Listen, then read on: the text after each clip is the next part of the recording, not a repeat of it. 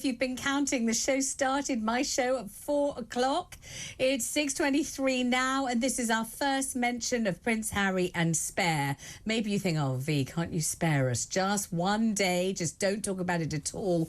I'm sorry. It's absolutely compulsory. We cannot avoid it. Not fully, not entirely, just a little bit, but not completely. Maybe tomorrow we won't mention it at all. Let's all just hope and pray that we can get through an entire show tomorrow without once invoking the name of Prince Harry, or Harold, as his brother Willie calls him. Let's talk, though, to the chap who volunteered. It's not like we asked him to or made him do it. We didn't compel him. We haven't forced him. He wanted to. He wanted to read the whole damn thing, every last word, every syllable for us, and then give us his considered verdict on the thing. And here he is. It's Christo Fufas, our very own. Hello there. Hello. Look at all of these. Oh. These are all my post-its, having gone through it, and you're quite right.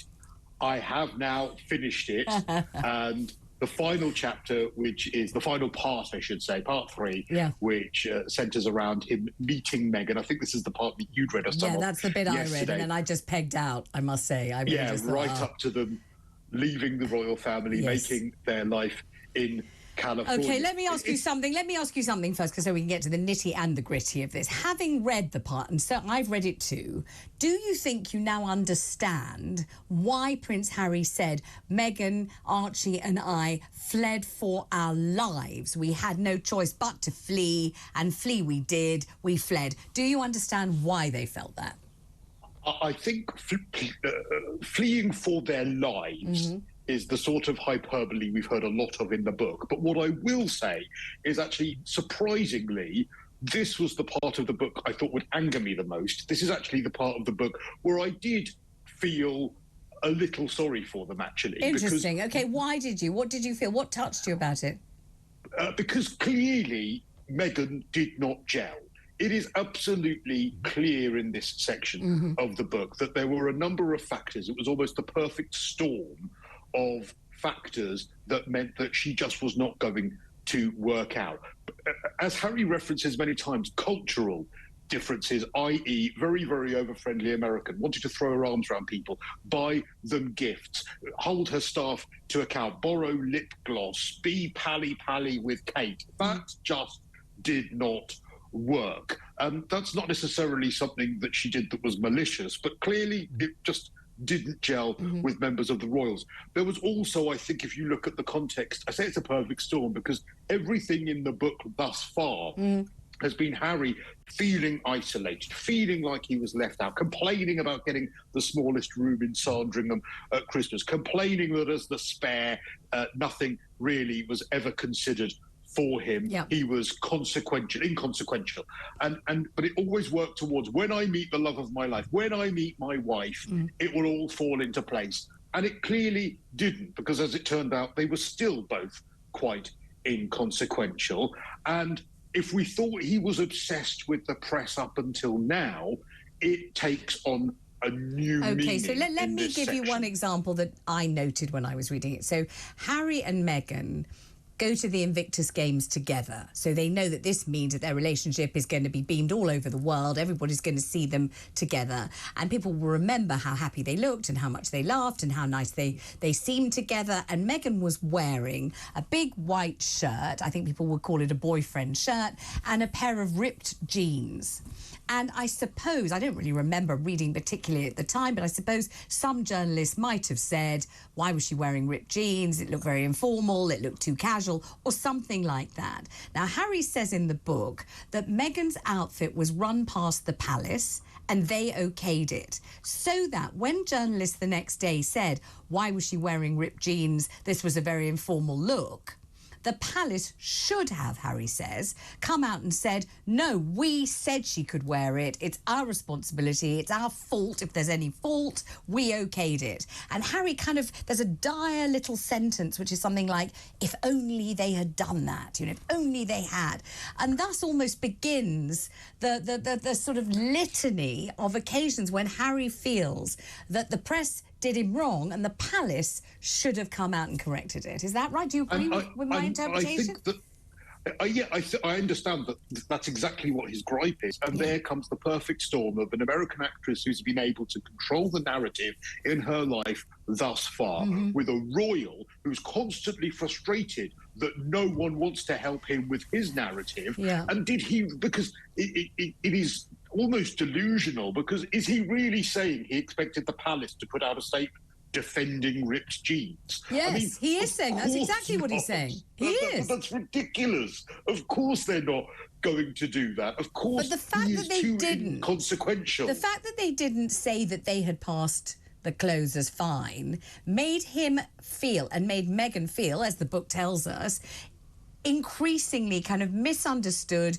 misrepresented, mistreated, and out on a limb, didn't it? Because, you know, she wears the outfit, she's run it past the palace, they say it's fine, she gets criticised for it, the palace don't say, oh no, we said it was fine. So you can see that she's feeling now, isn't she? But how about then just brushing it off and going, well, who cares? He actually writes when he talks about his therapist, and I'll read it to you. His therapist asks him, when he has therapy in London for his issues, his therapist asks why he is not a drug addict with all the drugs that he's admitted to doing. And he says to his therapist, if there was one thing I did seem undeniably addicted, it was the press, reading it, raging at it.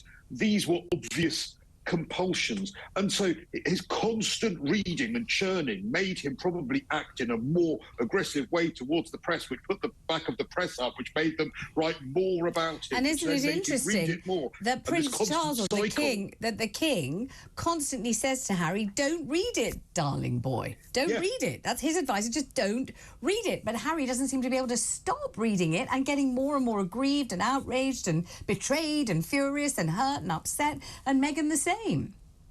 And also he references as well, this is on page 351, how basically the argument, you remember the argument about the bridesmaid's dress, which has been widely reported, that if the story's wrong, what's the real story? What did happen between the two duchesses? That door must never be opened, meaning that the palace would never release a statement because it would embarrass the future queen. Meaning Kate. So he actually knows the reasons why the palace wouldn't put out statements to make Kate look bad, but he is furious, and it's almost like he doesn't understand how the hierarchy works. He also constantly in this section references Camilla as the villain, and they go on in that section to talk about how William had let it slip to Camilla that there had been tension over the bridesmaids' dresses. It ends up in the press. Camilla is the evil stepmother in this section. He even references when she turned his bedroom into a dressing room at Highgrove. Dressing room. And he was furious about it, and it hurt his feelings. He was 28 at the time. He was 28. What about the bit where he says, you know, two sisters-in-law? He says, Meghan, barefoot, natural. Kate, he says, done up to the nines. Absolutely. And again, that is the complete difference in cultures, difference in the way in which they approach things. And he can't see Meghan, I'm calling her Meg now, because that's what he does. But he cannot see that she does anything wrong at all. And even when William says in absolute words, Meghan is difficult. She's difficult. She's rude. She's abrasive. She's alienated half the staff. He will not hear of it. He says of Meghan, I wish my other half would say this about me. He says of Meghan, perfect, perfect, perfect. And then that's basically the adjective that he has appropriated for Meghan. She's perfect. Well, that's what you want a husband to think of his wife and the mother of his children. Perfect, perfect, perfect. Absolutely. Can I just say one other thing? There's been a lot written about the inaccuracies, the TK Maxx sales trips that couldn't have happened, the Bermuda posting that was apparently inaccurate, and all of these, him being related to Henry V, inaccurate. I've not found any inaccuracies above what's been reported. What I have done for you is I went back over the Oprah interview today to look at what they'd said in that. No mention in Spare of the apparent racist royal at all. No mention of that at all, about the conversation about Archie's skin colour, which was whatever it was, racism, racial insensitivity, whatever. No mention of Meghan talking to the senior royal about mental health problems and being denied help. Again, not in Spare at all. No mention of Archie not being given a title. Again, these were the big gripes of the Oprah interview as to why they said they left. None of those are in this section. Krista, you really have done beyond your duty. You really have. You deserve to be mentioned in the New Year's Honours list for that. He waded through the entire thing and you saw those post-it notes to prove it.